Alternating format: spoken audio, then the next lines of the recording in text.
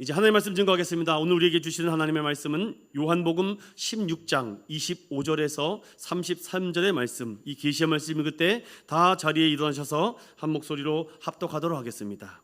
시작. 이것을 비유로 너희에게 일렀거니와 때가 이르면 다시는 비유로 너희에게 이르지 않고 아버지에 대한 것을 밝히 이르리라.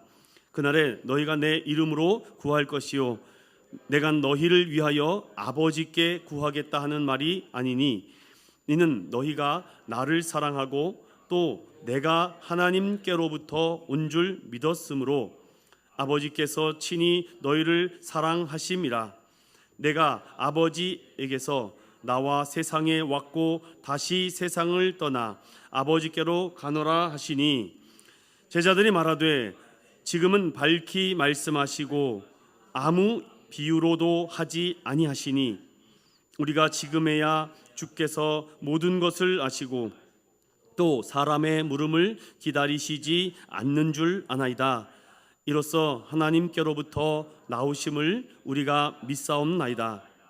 예수께서 대답하시되 이제는 너희가 믿느냐? 보라, 너희가 다 각각 제 곳으로 흩어지고 나를 혼자 둘 때가 오나니 벌써 왔도다. 그러나 내가 혼자 있는 것이 아니라 아버지께서 나와 함께 계시느니라. 이것을 너희에게 이르는 것은 너희로 내 안에서 평안을 누리게 하려 함이라. 세상에서는 너희가 환난을 당하나 담대하라. 내가 세상을 이기었노라. 아멘. 제목을 따라볼까요? 부족해도 끝까지 알아주고 믿어주고 사랑하시는 예수님.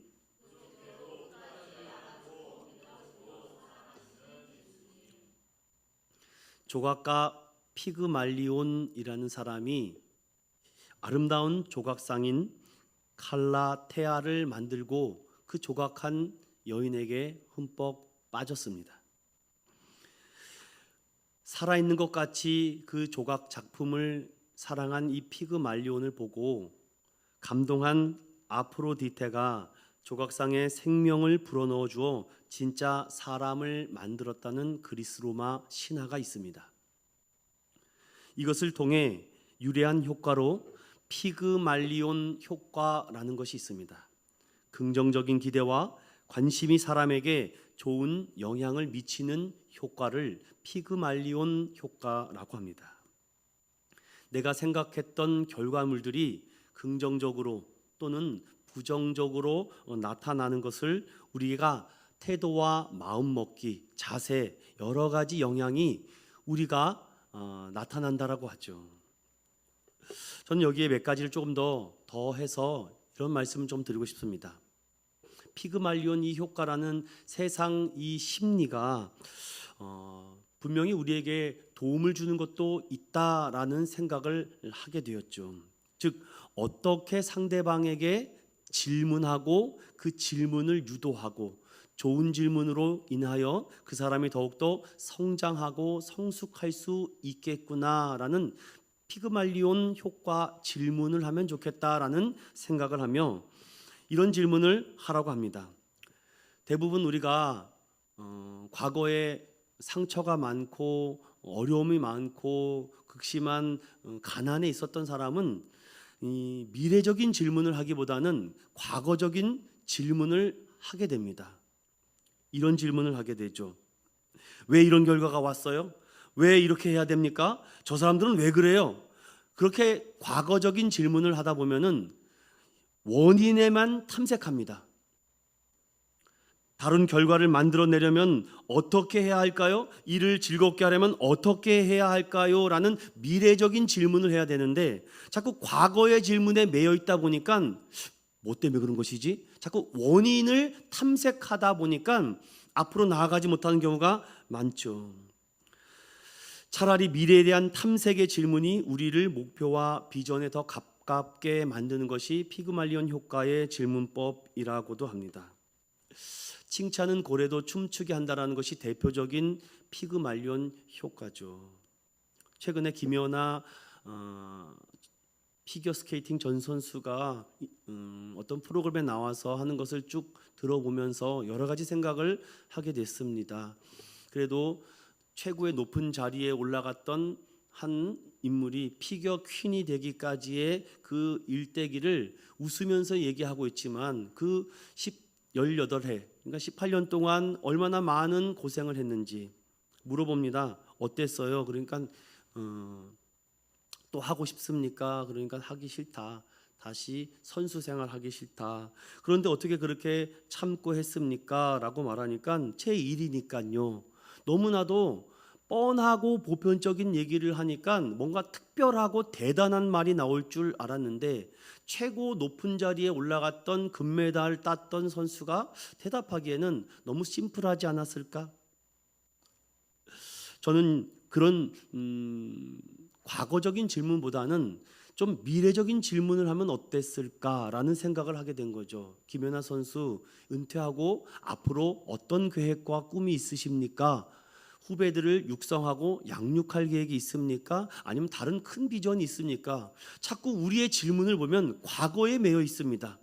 너 그때 신앙생활 잘했잖아. 너 그때 기도 잘했잖아. 너 그때 교회에서 회장도 했고 부장도 하고 교사도 하고 중직자도 맡았는데 왜 자꾸 과거의 신앙의 질문에 우리가 멈춰 있을까요? 시간은 계속 흘러가는데 여러분은 최근에 누군가의 대화 속에서 과거적 대화에 매여 있는 신앙입니까? 아니면 미래적인 신앙에 바라보는 신앙이 보여집니까? 오늘 예수님과 제자들은요 대화하고 있습니다. 대화는 굉장히 중요해요. 저도 연애를 할 때 이 배우자와 또 이 이성이 나랑 대화가 잘 통하는가 그것을 굉장히 중요하게 생각했던 적이 있습니다. 그런데 신앙은 오죽하겠습니까? 신앙과 신앙이 맞지 않으면 이거는 정말 엄청난 어려움들이 많다는 거죠. 예수님이 제자들과 3년 동안 같이 공생애를 하면서 여러 질문들을 예수님께 합니다. 예수님, 쟤는 왜 앞을 못 봐요? 혹시 부모의 죄입니까? 계속 과거의 질문입니다. 과거에 매여 있어요. 예수님의 제자들도 계속 과거에 매여. 저 사람은 왜 저렇게 안진뱅이가 됐습니까? 저 사람은 왜 저렇게 저주를 받았습니까? 저 사람은 왜 저렇게 부정적입니까? 왜 저렇게 가난합니까? 계속 이런 질문에 매여 있죠. 대표적으로 요한복음은 그 제자들의 질문에 우문현답으로 대답했던 것들이 굉장히 많다고 말씀을 드렸습니다. 아무리 예수님하고 가깝게 지내더라도 질문하는 수준이 너무 낮아요. 초신자들이 그렇게 질문한다면 귀엽기라도 하죠. 그런데 그렇게 오랜 교회 생활을 했는데도 신앙의 수준과 질문이 너무 아이의 수준이면 어떻게 대답해야 될까요? 야, 너는 아직도 그런 질문을 하고 있니? 라고 책망하고 구박해야 될까? 오늘 저는 이 요한복음 마지막 다락방광의 설교를 통해서 예수님은 그 부족함을 알고도 끝까지 그들을 알아주고 끝까지 믿어주고 끝까지 사랑해 주시는 예수님의 모습을 이 본문의 말씀에서 발견하게 됐습니다. 오늘 저는 여러분과 함께 정말 예수님께서 왜 이 못난 제자들을 끝까지 품어주시고 왜 끝까지 믿어주시려고 하고 왜 끝까지 사랑해 주시는지 그 핵심적 포인트를 놓치시면 오늘 설교를 잘못 듣는 것입니다. 이 말씀을 통해서 여러분들 예수님 그리스도께서 우리를 부족해도 끝까지 알아주고 믿어주고 사랑해 주시는 예수님을 다시금 발견하고 다시금 찾는 저와 여러분 되시기를 간절히 축원드립니다. 학부 때 외부에서 유기성 목사님이 와서 설교하는 것을 참석한 적이 있습니다. 저는 나이가 굉장히 많으신 줄 알았어요. 키도 굉장히 크지 않고. 그래서 학부 때 이렇게 설교를 한다고 얘기하는데 뭐 피곤하고 졸리죠. 학생들이 자고 졸고 그럽니다. 그래서 제가 이렇게 끝까지 이렇게 듣고 있는데 다른 말씀은 잘 기억이 안 나는데 제가 그 한 줄을 듣고 오열을 한 적이 있습니다. 정말 저는 그런 얘기를 처음 들어봤던 것 같을 정도의 저에게는 엄청난 임팩트가 있었던 한 줄의 메시지였습니다. 앞뒤 자 빼고 딱 한 줄입니다.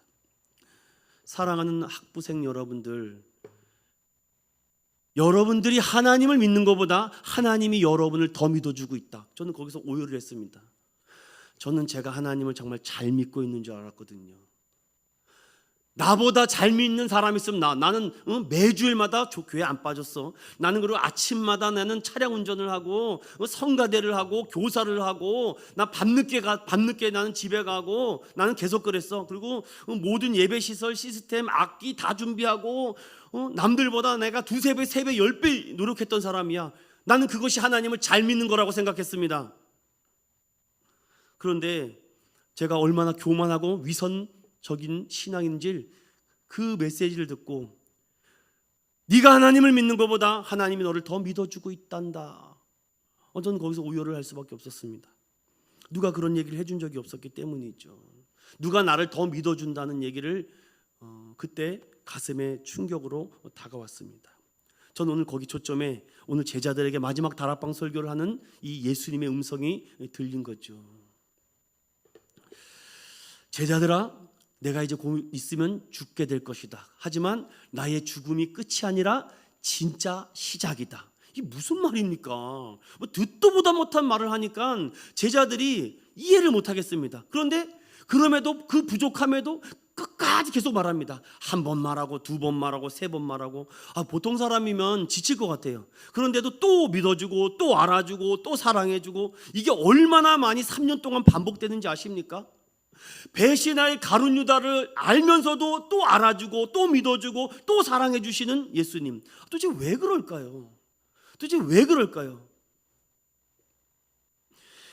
제자들에게만 주시는 특별한 특권과 뜻과 의도가 있다는 것을 저는 알았습니다. 이제 저는 오늘 이 말씀을 통해서 하나님께서 우리 인천은연교회에게 주고자 하는 하나님의 놀라운 계획과 뜻이 무엇일까? 나도 스스로 자꾸 과거적 신앙의 질문에 머물러 있고, 그때 정말 겁내 좋았는데, 막 그냥, 사람들도 많고, 좋고, 으쌰으쌰하고, 되게 좋았는데, 자꾸 왜 과거와 오늘을 비교하고 있으니까 신앙이 자라날 수도 없고 미래를 보지 못하는 겁니다. 사랑 믿음의 성도 여러분, 과거에 묶여있던 여러분의 신앙을 그 족쇄를 끊고 이제 미래를 바라보는 영적인 눈과 하나님의 마음을 품기를 간절히 축원드립니다. 우리는 종종 남들이 잘못하는 것을 보면은 내가 더 잘할 수 있다라고 생각을 하죠. 특별히 우리 남성분들, 왜 그렇게 국가대표 축구 경기를 보면은 그렇게 왜 화가 나 계십니까? 왼쪽 오른쪽 이 저런 개발이구만. 본인한테 축구공 줘봐요. 몇 번 튀기지도 못하는데 패스를 해야지 슛. 저런 눈이 뒤에 달렸나? 온갖 비연과 루머를 막 쏟아냅니다. 막상 국가대표들 진짜 축구하는 거 보셨습니까? 발이 안 보입니다. 우린 흉내도 못 냅니다. 신앙생활도 그렇지 않을까요? 내가 설교하고 내가 기도인도 하고 내가 찬양인도 하고 내가 뭐 하면 더 잘할 것 같죠. 한번 바꿔볼까? 다음 주에 한번 돌아가면서 한번 막상 바꿔보면은요 차라리 지금 내가 하고 있는 걸 제일 잘할 수 있습니다. 꼭 경험해봐야 알겠습니까? 안 해봐도 알죠. 우리 그렇습니다. 모든 걸 알아도 믿어져도 이해되고 깨달아도 잘 되지 않는 게 신앙생활입니다. 예수님이 제자들의 그런 모습을 모를까요? 저 집사님은 어떻게 세월이 가도 이렇게 안다는 건 되게 많아. 교회가 어쩌고 저쩌고 기독교가 어쩌고 예수님 하나님 할렐루야 하는데 믿어진다고 하고 이해되고 깨달아지는데도 다음 주가 되면 똑같습니다. 왜 이렇게 감정선이 복잡한지 수많은 감정들이 있어요. 결국 보면 과거에 묶여 있어서 그렇습니다. 왜 그럴까요? 저는 여기서 이렇게 들어가 보겠습니다. 따라해 봅시다. 인간의 연약함과 부패 때문이다. 그게 바로 죄성이기 때문이죠. 묶여 있어요. 사방. 모르겠습니다. 여러분 어디에 묶여 있는지 저는 모르겠지만 각자가 무언가에 묶여 있어요. 아직도 선악과 열매를 따먹니 안 따먹니 여기에 아직도 머물러 있는 분이 있는가 하면 사방 족쇄가 채워져서 벗어나지 못하고 거기서 끙끙 몸살을 앓고 있는 성도들도 있어요. 저는 거기에 대해서 많은 고민했습니다. 왜 사람이 저렇게 변하지 않을까? 왜 사람이 저럴까? 그리고 제가 러시아의 문어작가 도스토옙스키의 죄와 벌이라는 책을 읽으면서 거기서 많은 통찰력을 깨닫게 됐습니다. 여러분들 필독서입니다. 성경책만 읽지 마시고 인문학 서적도 꼭 읽으십시오. 인간 심리를 본격적으로 파헤친 작품 중에 이 도스토옙스키의 죄와 벌만큼 좋은 책은 없습니다. 한 인간의 내면을 극한까지 몰아가며 그 상태를 들여다보는 인간 심리 보고서가 이 죄와 벌이에요. 그 과정에서 이 작가는요, 인격과 정의와 명분을 우리가 살아가면서 항상 염두에 둘 이 가치를 이야기하고 있는데, 주인공이 물건 훔쳐가지 않습니까? 막 오늘 새벽에도 뉴스를 보니까 어떤 그 영화 관련한 사람이 그 관람료를 중간에다가 빼돌렸다고 하더라고요. 그래서 그 CCTV에 목격이 됐는데 10년이 넘도록 그 사장님이 그 부하 직원을 철저히 믿었는데 그렇게 배신할지 모르겠다고. 그러면서 여기다가 고무줄을, 이 노란 고무줄 아시죠? 노란 고무줄을 딱 해서 돈을 이렇게 세지 않습니까? 이렇게 세다가 이 고무줄로 돈을 딱, 와, 기가 막히더라고요. 아니 어떻게 하는 거예요 도대체? 야, 그런데 전적으로 그를 믿고 있었다가 완전히 충격을 먹은 거죠. 동일합니다. 이 책에도 주인공이 겪는 그 심리적 압박이요, 결국은 계속 숨기기를 바쁩니다. 결국은 그 사람이 어떻게 잡혔는지 아세요?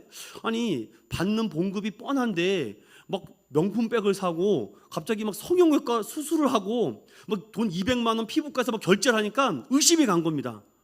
그래서 조사를 해보니까 CCTV에 그게 딱 목격이 된 거죠. 결국은요, 죄는 들통나게 돼 있다는 것입니다. 거기 그 책에 보니까 이런 글이 있어요. 죄의식과 자기 합리화 사이에서 점점 갈등하면 갈등할수록 자신이 가장 아끼고 사랑하는 친구와 가족들로부터 그는 멀어질 것이다. 와, 기가 막힌 표현 아닙니까? 죄의식과 자기 합리화 사이에서 갈등하고만 있다 보면은 결국은 자기가 사랑하는 사람들과 결국은 멀어질 것이고 가족은 떠나갈 것이라는 것입니다. 더 나가서 결국은 이런 얘기합니다. 그 판사가 그 주인공은 네가 훔쳤지, 네가 잘못했지, 네가 죄인이지. 그러니까 막 점점점 목을 막 조여오니까 막 숨이 막혀옵니다. 그럼에도 뻔뻔합니다. 그리고 오히려 도발을 해요. 심리적인 불안 상태를 넘어 그 책에는 자기 혐오에 빠진다. 와. 저는 이것을 죄의 사슬에 묶여 있다라는 표현을 하고 싶습니다. 외부적인 어떤 충격이나 자극, 내부적인 습득과 공부와 어떤 인생의 많은 경험을 통해서 옳고 그름과 선과 악을 분별하며 자신의 죄성을 인정하고 깨닫고 내가 변화될 것이라고 생각하는데 또 시간이 지나면 똑같아집니다. 저 이것을 세 가지로 이렇게 인간의 죄성을 정리해 봤어요. 따라해 봅시다. 세상이 주는 쾌락과 안정에 손을 내밀게 된다. 우리의 죄성이요, 이렇게 세상이 주는 쾌락과 안정에 나도 손 내민다니까요. 두 번째, 교만과 불순함과 질투 욕심이 사라지지 않는다. 반이성적인 행동을 합니다. 상식이 통하지 않습니다. 질서도 규칙도 품위도 아무것도 없습니다. 세 번째, 순간적 충동에 이성의 끈을 놓아버린다.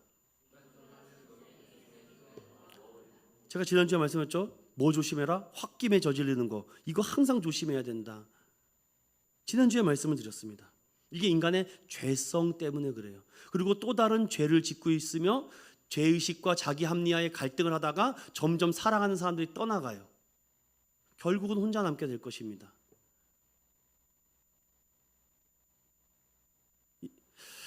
저는 예수님께서 말씀하신 이 말씀이 오늘 들려옵니다. 마태복음 17장 14절 이후에 보면은 제자들에게 이렇게 말합니다. 너희에게 겨자씨 한 알만한 믿음만 있더라면 이 산을 저기로 옮길 수 있다라고 말하며 믿음이 없고 타락한 세대여라고 말하며 그들에게 믿음이 작은 까닭이다라고 그들을 질타하고 있습니다.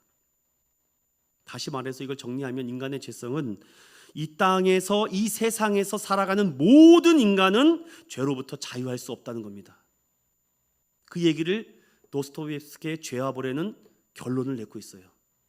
자, 그렇다면 우리 믿음의 사람 그리스도인들은 이 인간의 이 죄성에서 분명히 16장 8절에서 11절에 성령님, 즉 보혜사 성령이 우리에게 임하면 세 가지에 대한 책망과 고발을 한다 그랬죠. 그 세 가지가 뭐라 그랬습니까? 첫 번째로 죄, 죄를 통해서 내가 얼마나 불신자인지, 내가 얼마나 세상을 우상숭배하고 불순종하고 있는지를 자꾸 책망을 주는 겁니다. 이게 성령 받은 사람은요, 이게 죄인지 아닌지를 자꾸 깨닫게 돼요. 누구는 아무리 얘기도 안 되는데 성령 받은 사람은 이것이 구별하고 분별하게 됩니다. 두 번째는요, 내가 의를 입어야 되겠구나. 예수 그리스도의 보혈의 피로 의를 입지 않으면 내가 살아갈 수 없구나.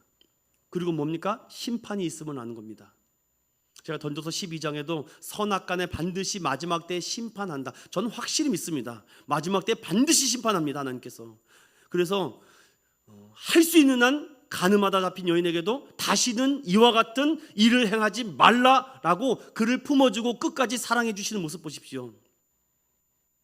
성경의 모든 이야기가 품어주고 끝까지 사랑해 주시는 예수님의 모습이 많이 등장합니다.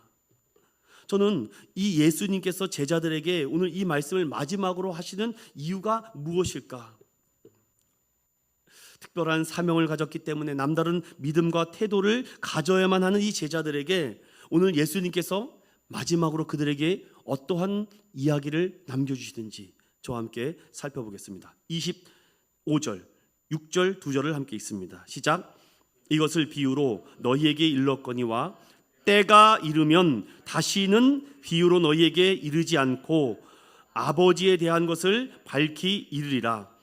그날에 너희가 내 이름으로 구할 것이요 내가 너희를 위하여 아버지께 구하겠다 하는 말이 아니니. 아멘. 여기서 중요한 건 네모칸 쳐놓으세요. 때가 이르면, 그리고 그날에, 이 두 구입니다. 예수님께서 지금 제자들에게 때가 이르면, 그리고 그날, 지금 무엇을 말합니까? 이것은 예수님의 부활 이후의 모습입니다. 부활 이후에 때가 이르고 그날이 되면은요, 뭐라 그래요? 너희가 내 이름으로 구할 것이요 내가 너희를 위하여 아버지께 구하겠다 하는 말이 이제 막 깨달아지는 것입니다. 저는 이것을 예수님께서 지금 하고자 하는 말을 그 제자들의 가장 알맞게 저는 이렇게 설명한다고 봅니다. 따라해 봅시다. 우리의 눈높이에 맞춰 말씀하신다. 저는 이 그림이 아주 아름답습니다. 나는 어른이야 라고 하는 것이 아니라 아이들의 눈높이를 맞춰주면서 눈높이에 맞는 얘기를 나눠주는 거죠. 오늘 예수님께서 말합니다. 때가 이르면 그날에는, 근데 제자들이 할 듯 모를 듯 이거 많이 들어봤는데, 그런데 예수님을 초중기 때 따라다녔을 때는 이 말을 이해를 못했습니다.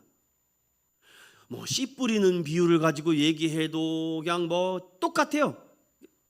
오병이의 기적을 얘기해도 겨자씨 비유를 해도 와 이런 정도, 감탄사의 정도인데, 오늘 예수님께서는요 오늘 이렇게 얘기하죠. 내가 그 전에는 너희들에게 비유로 얘기했다. 여러분, 왜 비유로 얘기합니까? 못 알아들으니까 비유로 얘기합니다. 성경은요 이렇게 얘기합니다. 내가 너희들에게 왜 비유로 말하느냐? 이사야 말씀을 인용해서 못 알아듣는 사람은 더 잘 알아듣게 하기 위해서, 그리고 못 알아듣게 하기 위해서, 둘 중이라고 딱 말하고 있죠. 그러면 제자들은요 오늘 동일하게 이제 내가 너희들에게 비유로 말하지 않겠다는 것입니다. 언제? 때가 이르면, 그리고 그날이 되면은 너희들이 내가 말한 것들을 다 알게 될 것이고 다 깨닫게 될 것이고 예수님이 하신 모든 이적과 기사들 너희들도 행할 것이다 라는 말을 던져주고 있죠. 저는 그래서 여러분들에게 제자들이 이제서야 예수님이 하신 말씀이 들리기 시작하는 것입니다. 그 얘기가 27절 함께 읽습니다. 시작. 이는 너희가 나를 사랑하고 또 내가 하나님께로부터 온 줄 믿었으므로 아버지께서 친히 너희를 사랑하심이니라. 아멘. 그럼 여기서 중요한 것은 또 내가 하나님으로부터 온 줄 믿었다. 너희가 나를 사랑하고 또 내가 하나님께로부터 온 줄 믿었다. 그럼 여기서 말하는 이 믿음은 진짜 믿음입니다. 이건 예수님이 제자들을 인정해주는 믿음이죠. 여러분, 교회에서도요 다른 사람한테 인정받으려고 하지 말고 담임 목사한테 그 믿음을 인정받으면 된 겁니다. 근데 담임 목사가 아직도 고개를 절레절레 하면은 이거 힘든 거예요. 그런데 그 집사님 오케이 하면 통과되는 겁니다. 그런데 딴 데 가서 인정받으려고 해요. 어디서 안수 받고 기도 받고 어디 가서 신내림 받고 옵니까? 아이고 답답해 죽겠어요. 아주 막 어디 기도원 갔더니 어디 은사 받으신 분이 막 기도했더니 사명자요 일어나라 뭐 일어나긴 본인은 일어나세요 제발 좀. 하나님은 그렇게 얼토당토하게 일하지 않습니다. 하나님은 질서의 하나님이고 품이 있는 하나님이시기 때문에 막 떨고 그러지 않아요. 조용히 나에게 찾아옵니다. 이런 말씀 좀 드리고 싶어요. 여러분 또 기도 제목을 가지고 기도하시잖아요. 처음에는 막 기도를 합니다. 그럼 이렇게 기도하죠. 어디서 또 어줍지 않게 들어가지고 아니 하나님이 다 하신다면서 꼭 우리가 기도를 해야지만 되나요? 네, 하나님의 뜻을 모르니까 우리가 간구하는 겁니다. 그런데 여기서 한 단계 높아지는 수준의 기도는 뭐냐면요, 이렇게 기도합니다. 하나님, 제가 하나님의 음성을 듣고 그 말씀에 순종할 수 있는 믿음을 달라고 먼저 기도해야 됩니다. 그런데 우리는 하나님 이걸 주시옵소서. 아니 받을 준비가 안 됐는데 어떻게 줍니까? 받을 아직 수준이 안 되고 눈높이가 안 되는데 어떻게 하나님의 큰 은혜와 우리는 밑도 끝도 없이 하나님께 막 구합니다. 물론 구할 수 있습니다. 여러분 그러나 제가 하나의 더 팁을 드리면 하나님이 주시는 그 사인과 메시지를 제가 감당할 수 있는 믿음의 그릇을 넓혀달라고 먼저 기도하십시오. 그러면 하나님께서 때가 되면은 내가 상상하지도 못했던 것을 덤하여 주실 줄로 믿습니다. 이게 너희는 먼저 그의 나라와 그의 의를 구하라. 그리하면 이 모든 것을 너희에게 더해 주겠다. 은밀한 가운데 너희가 기도할 때 이미 내가 너희에게 필요한 것이 무엇인지를 다 알고 있고 내가 들어주겠다라는 말씀을, 이 기도를 거꾸로 하지 마십시오. 꼭 청개구리 신앙이 돼가지고서는 거꾸로 기도 생활하면 안 되겠죠. 그래서 저도 그렇습니다. 맨날 하나님 우리 교회 성도를 100명을 줘. 아니 100명의 그릇이 돼야죠. 제가 안 그렇습니까 여러분? 아니 엄목사가 100명의 그릇이 돼야지 하나님이 100명을 주시는 건데 100명도 100명의 그릇의 자격과 수준과 눈높이도 안 되는데 하나님 100명, 왜 100명 주면 영혼 다 망치려고? 안 돼. 너 못 줘. 때가 되면은, 때가 이르면은, 그 날이 되면은 내가 보내줄 거니까 너희들이 이제는 맨날 비우나 맨날 여기 가서 무슨 탕후루나 먹지 말고 집에 가서 잘 밥을 먹고 삼시세끼 꼭꼭 먹어서 그 말씀을 잘 소화시킬 수 있는 영적 수준이 되라는 것입니다. 믿으십니까? 이걸 놓쳐버리면 우리가 자꾸 산으로 가는 기도를 해요. 그러나 여러분 우리가 바랄 수 없는 중에 계속 바라는 겁니다. 하나님 자격 없습니다. 그런데 주님은 뭐라 그러는지 아십니까? 내가 너 부족한 거 알아. 내가 너 부족한 거 믿어줄게 해. 그런데 예수님께서 세상을 사랑하되 자기 사람을 끝까지 사랑한다. 눈높이적으로 딱 말씀해 주시죠. 저는 오늘 우리 인천윤교회 성도들과 제가 하나님 이 좀 믿음의 그릇과 믿음의 눈의 수준을 좀 영적 수준을 높여야 되지 않을까. 여러분 10분 기도하셨습니까? 그럼 이제 20분 기도하셔야 돼요. 예수님이 눈높이를 맞춰주니까 내 신앙이 되게 대단한 거라고 생각합니다. 예수님이 지금 이렇게 맞춰주는 거라니까요. 그럼 여러분 자라나야죠. 그럼 예수님도 더 올라갑니다. 그날에 되면은 내 이름으로 구할 것이요 또 아버지께서 구하겠다 는 것을 다 들어주신다고 합니다. 오늘 이 제자들에게 하시는 말씀은 너희들이 드디어 내가 하나님으로부터 온 줄을 이제야 아는구나. 이제 잠시 몇 시간 후면은요 예수님은 잡히십니다. 이제 잠시 후면요. 이게 지금 며칠 있다 하는 얘기라 다락방에서 이제 겟세마네 동산으로 올라가자마자 바로 예수님이 체포당하십니다. 이제 몇 시간 앞에 이 얘기를 하고 있는 것입니다. 그럼 얼마나 할 말이 많겠습니까? 그런데 할 말을 하는 것이 아니라 필요한 말을 지금 하고 있습니다. 제자들아 내가 너의 부족함을 안다. 그러나 내가 너희를 끝까지 알아줄 것이고 내가 끝까지 믿어줄 것이고 끝까지 너희를 사랑해 줄 것이다. 이 메시지가 들리십니까? 근데 지금은 몰라요. 때가 이르지 않으면 우리의 눈높이에 맞춰서 점점 설교가 들리기 시작합니다. 여러분 부족한 종의 설교가 들리십니까? 하나님의 음성이 자꾸 이렇게 뭔가 들리고 예전과 다르게 뭔가 자꾸 이렇게 울리는 것 같아요. 뭔가 들려요. 옛날엔 잘 안 들렸는데 어느 순간부터 자꾸만 주님이 오심과 주님의 죽으심과 주님의 부활이 나의 부활인 것 같고 천국이 분명히 있는 것 같고 막 그런 믿음이 자꾸 생깁니다. 그거는 지금 성령님께서 여러분들에게 눈높이를 맞추어 주었기 때문에 그렇습니다. 저는 우리 인천연교회가 다른 것보다도 하나님의 이 말씀으로 잘 훈련받고 양육받기를 원해요. 예수님이 가장 좋은 방법은 우리의 눈높이를 맞춰서 말씀해 주고 있는 것이죠. 여러분 30절 잠깐 읽어보겠습니까? 30절 시작.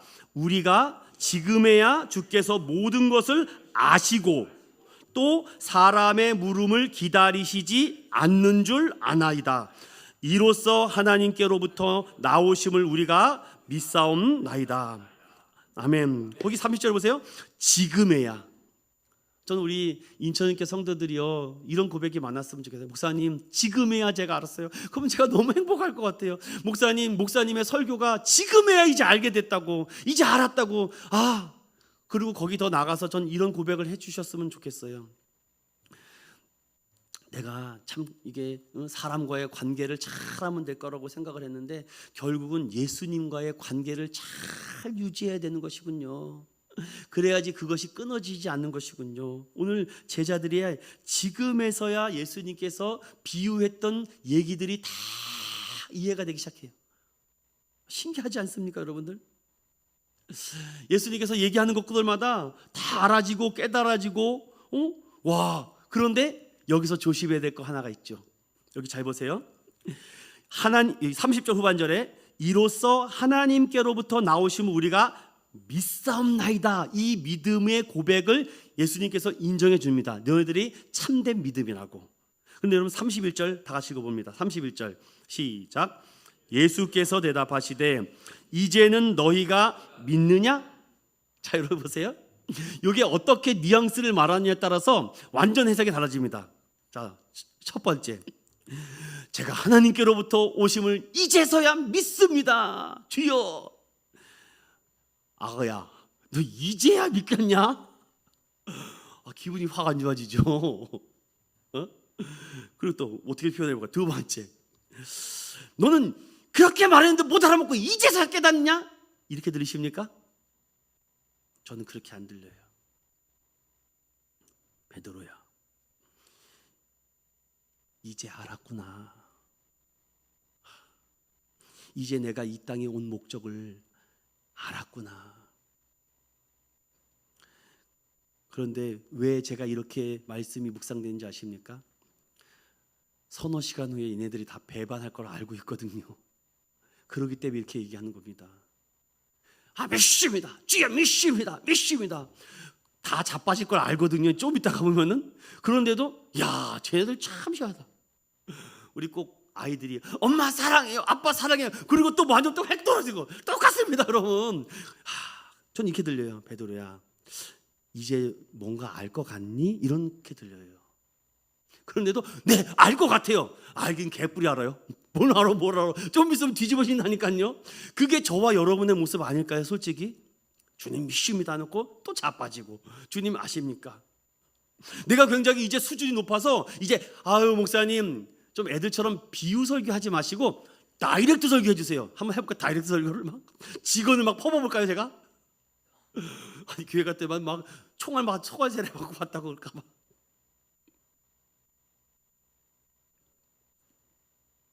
예수님은 더 이상 제자들에게 감추려고 하지 않습니다. 이제 시간이 없기 때문에. 제자들이 이렇게 알아갈 수 있는 것은요, 예수님이 그들과 함께 하고 있기 때문입니다. 그리고 그들에게 예수의 영이 그들에게 부어지고 있기 때문이죠. 성경의 몇 사람을 좀 소개하고 싶습니다. 하나님께서 함께한 하나님의 영이 충만한 인물들이 성경에 기록되어 있는데, 먼저 창세기 41장 37절을 열어보겠습니까? 창세기 41장 37절. 하나님의 영에 감동되어 하나님의 놀라운 일을 감당했던 귀한 인물이 소개되고 있습니다. 함께 37절 38절 두 절을 보겠습니다. 시작. 바로와 그의 모든 신하가 이 일을 좋게 여긴지라. 바로가 그의 신하들에게 이르되 이와 같이 하나님의 영에 감동된 사람을 우리가 어찌 찾을 수 있으리요 하고. 저는 여기에서 기도 제목이 하나가 또 생겼어요. 하나님, 우리 인천교회 우리 사랑하는 집사님들 하나님의 영에 감동된 자 되게 해달라고. 그러면 요셉과 같은 인물이 나올 줄 압니까? 여러분 그렇게 기도해 주시기 바랍니다. 교회 일이요, 하나님이 영에 감동된 사람이 하면 돼요. 그러면요 그냥 굴러갑니다. 놀랍게 굴러가요. 근데 하나님의 영에 감동되지 않은 사람이 일을 하니까 삐끄덕 계속 기름칠을 해야 돼요. 소리가 계속 나니까. 근데 하나님의 영에 감동된 사람은요, 불신자들이 알아봅니다. 야, 저 양반 예수 믿는 사람이고 정말 교회 다니는 사람이네. 이게 하나님의 영에 감동된 사람이죠. 그러기까지 요셉이 얼마나 많은 기도를 했습니까? 얼마나 하나님 앞에 바르게 살려고 코람데오의 정신으로 살았습니까? 아무도 알아주지 않습니다. 하나님 외에는 아무도 안 알아줘요. 형제도, 부모도, 자녀도, 친구도 아무도 알아주지 않는데 하나님이 요셉을 지켜보고 있습니다. 너는 하나님의 영에 감동된 자다. 오히려 신자들, 믿는 사람들이 믿어주는 것이 아니라 안 믿는 불신자들이 요셉을 믿어줄 때 하나님의 살아계심을 요셉이 찬양하지 않았을까요? 여러분, 그런 현장에서 하나님의 영에 감동된 일로 하나님의 큰 은혜와 축복을 경험하는 저와 여러분 되실 축원드립니다. 이게 저는 성령의 조명하심이에요. 예전에는 이 성경 말씀이 이해 못했고 잘 알지 못했는데 어느 순간 이 하나님의 말씀이 막 나에게 하는 것 같고 들려지기 시작합니다. 하나님의 마음과 생각을 결국 요셉은 알았고 그것을 끝까지 지켜나가죠. 나라가 가장 어려웠을 때 요셉은 정말 큰 일을 14년 동안 하는 것을 보십시오. 또 한 인물이 있습니다. 출애굽기 3장 한번 잠깐 열어볼까요?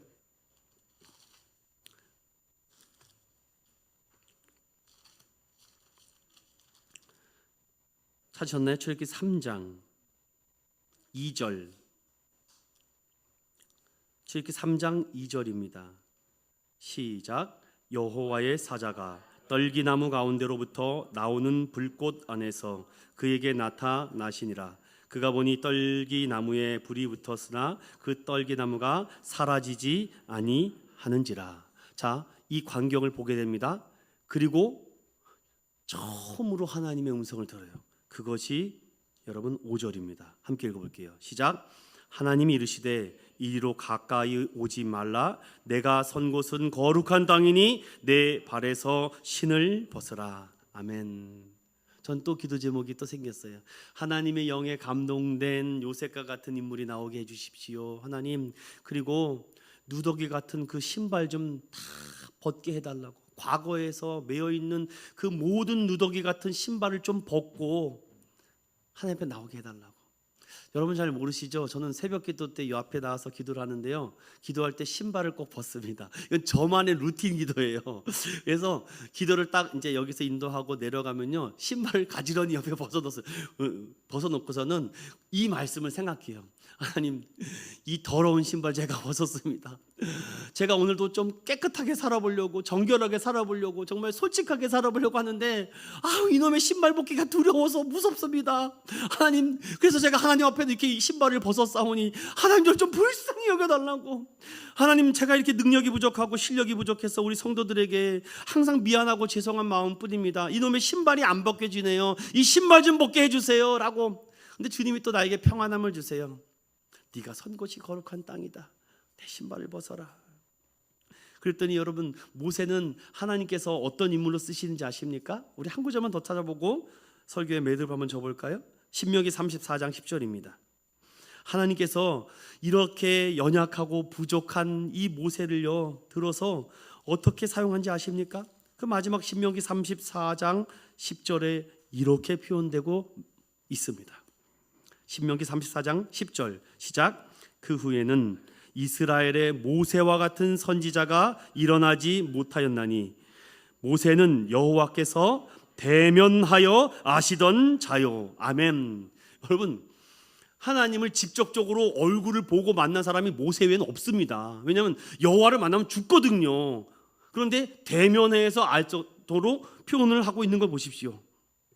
그는 직접 하나님 앞에 율법을 받은 사람입니다. 하나님의 큰 일을 하는 사람은요, 성령의 조명하심을 받아야 돼요. 오늘 제가 왜 이 얘기를 굳이 첨부해서 드리냐면요, 세상은요 피리를 불어도 춤추지 않습니다. 슬피 울어도 가슴을 치지 않습니다. 왜냐하면 다 너무 메말라 버렸기 때문이죠. 그러면요, 누가 세상을 주도하느냐, 앞으로 누가 세상을 이끌어가고 누가 세상을 압도적으로 끌고 가느냐, 따라 봅시다. 하나님의 영에 감동되는 사람들, 신발을 벗는 사람들, 하나님을 만나는 사람들, 이 사람들이 대한민국과 온 지구촌 열방을 움직이는 줄로 믿습니다. 지금도 그러고 있더라니까요. 하나님의 영에 감동된 사람이 지구촌의 모든 일들을 감당합니다.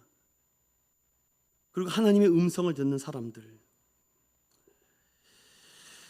오늘 이 말씀을 통해서 예수님의 보호와 승리를 경험하기 위해서 가장 먼저 하나님의 영에 감동된 우리 인천의원교회, 하나님의 영이 충만하여 사람의 힘으로는 할 수 없고 이는 힘으로 능력으로는 할 수 없지만 하나님의 영으로 우리 인천의원교회가 한 걸음 한 걸음 더욱더 성장해 나갈 줄로 믿습니다.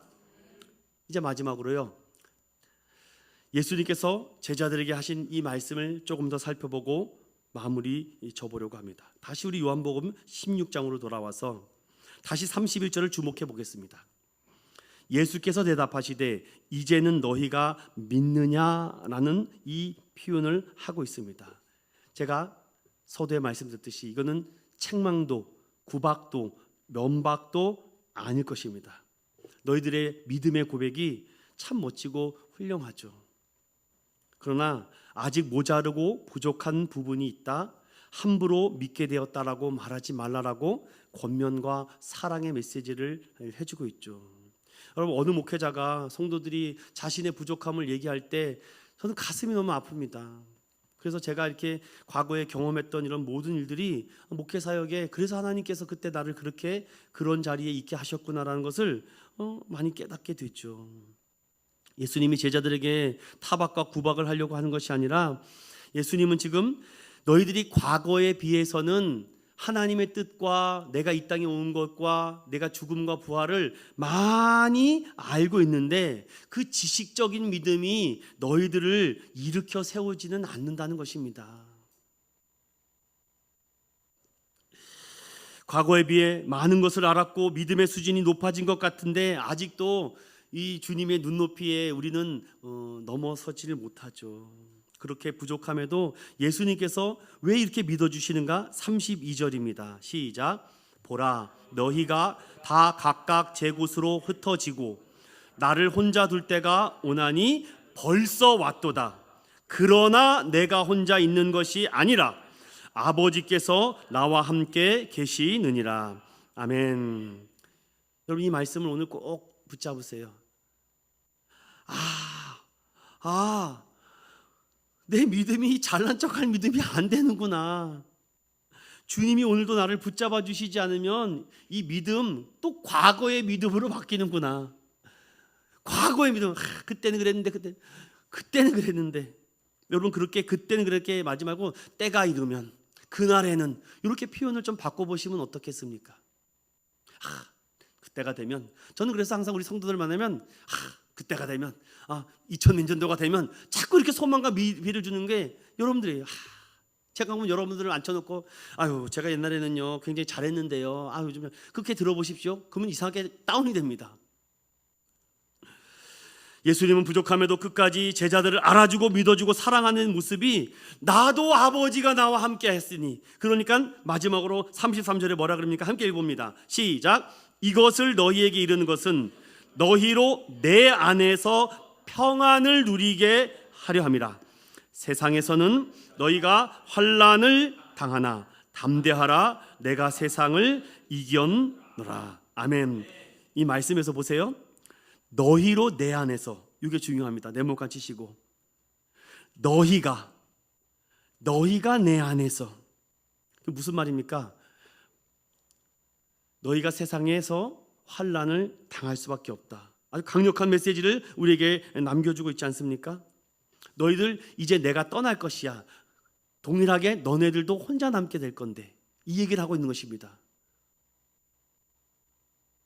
그런데 너희네들은 혼자가 아니야. 교회를 섬기고 목양과 사역을 하다 보면은요, 이 목회자는요 누구한테 제일 약한지 아세요? 목사님들이 누구한테 제일 약할 것 같아요? 네?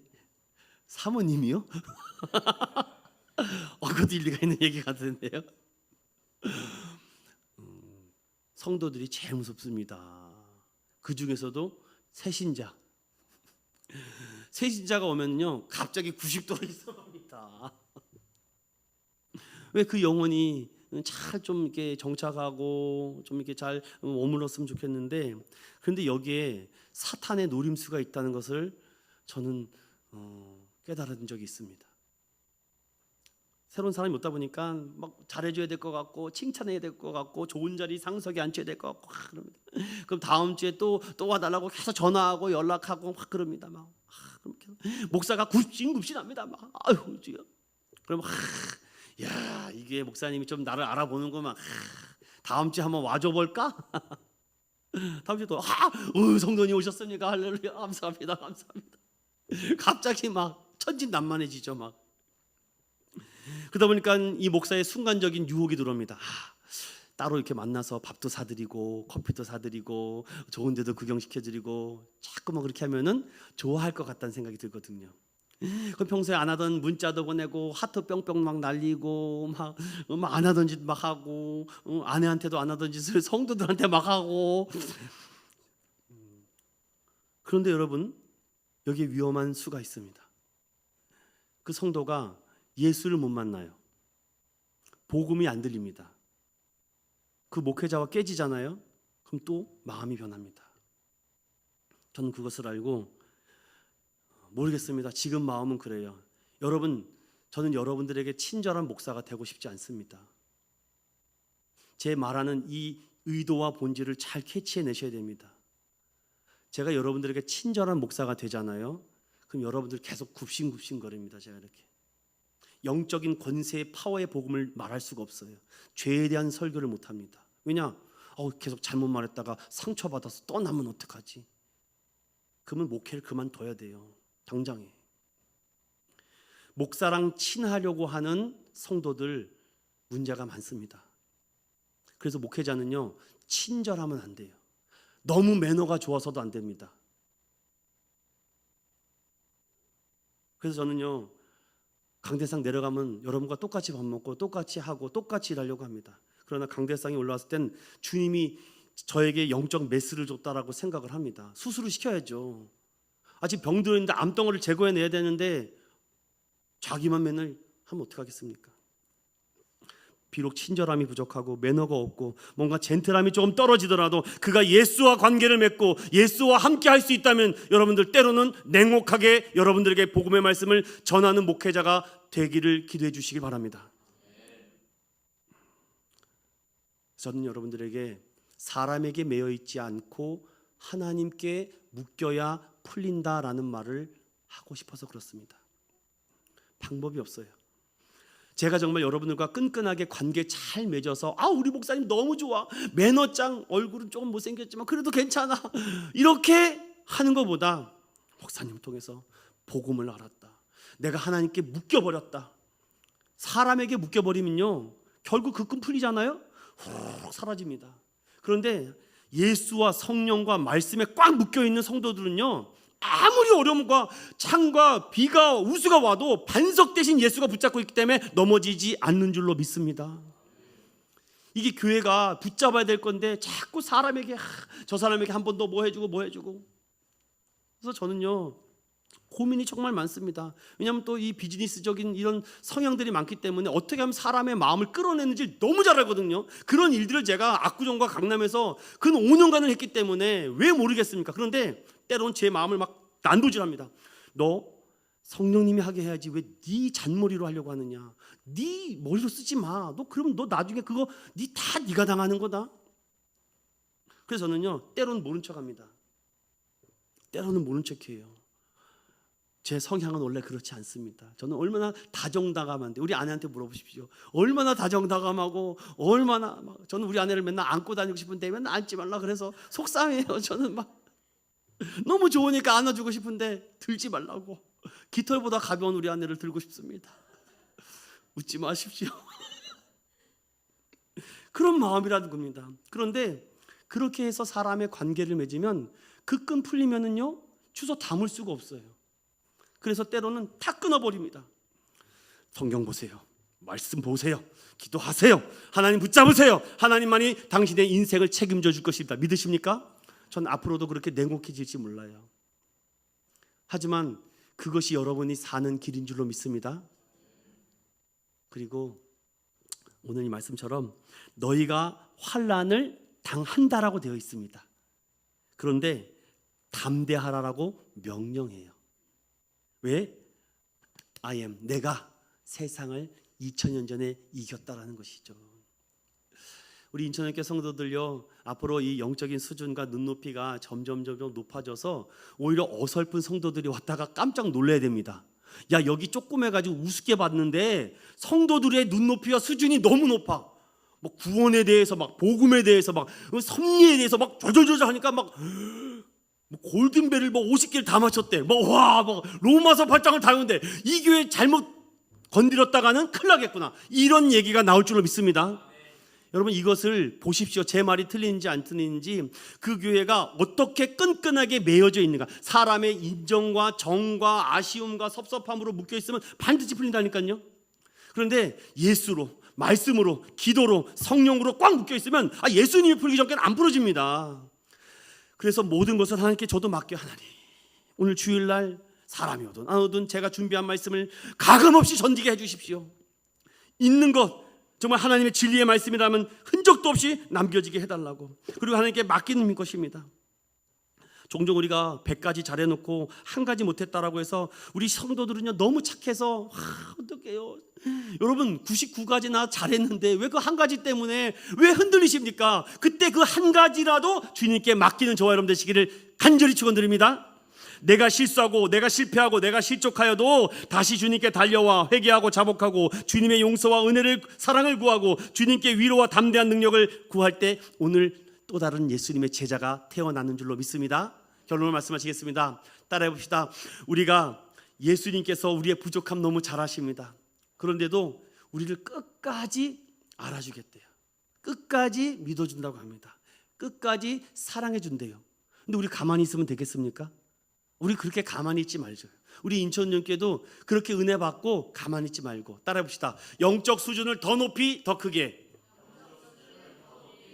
오직 예수와 성령 안에서 묶이자. 부활의 신앙으로 더욱 담대하자.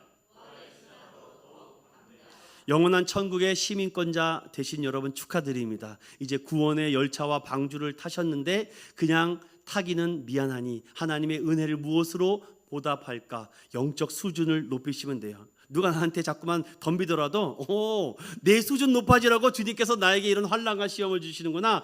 오늘 이 말씀을 딱 기억하세요. 너희가 내 안에서 무엇을 누리게 하기 위해서요? 평안을 누리기 위해서. 너희로 세상에서 환난을 당하나 따라해 봅시다. 담대하라. 내가 세상을 이기었노라. 이런 은혜로 이 한 주간 승리하는 저와 여러분 되시기를 예수님 이름으로 축원드립니다.